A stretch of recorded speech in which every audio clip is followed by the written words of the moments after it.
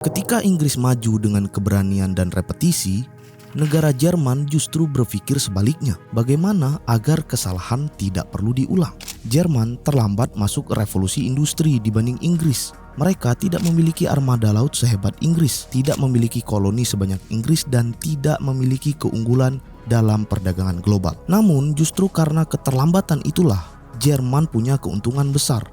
Mereka bisa belajar dari kegagalan orang lain. Alih-alih meniru pola trial and error milik Inggris, Jerman memilih membangun fondasi yang jauh berbeda. Bukan di pelabuhan, bukan di pabrik terlebih dahulu, tetapi di pendidikan dan sistem pengetahuan.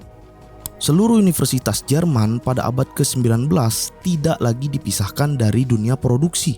Ilmu alam, matematika, dan teknik tidak diajarkan sebagai teori abstrak, tetapi sebagai alat untuk memecahkan masalah nyata. Mahasiswa teknik tidak hanya belajar rumus, mereka belajar mengapa rumus itu harus bekerja di mesin sungguhan.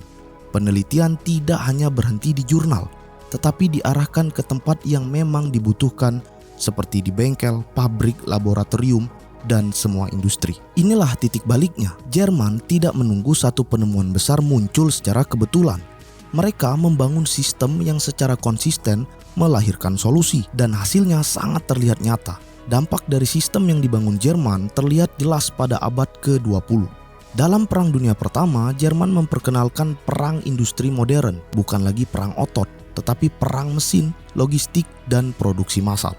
Dan puncaknya terjadi pada Perang Dunia Kedua. Pada tahun 1942, Jerman menerbangkan pesawat hasil ciptaannya, pesawat jet pertama di dunia, yang melaju jauh lebih cepat dari pesawat sekutu manapun, yang dinamai Messerschmitt Me 262. What was that? What the hell was that? It was the Messerschmitt 262, the world's first operational jet fighter. It flies 150 miles an hour faster than our fastest fighters.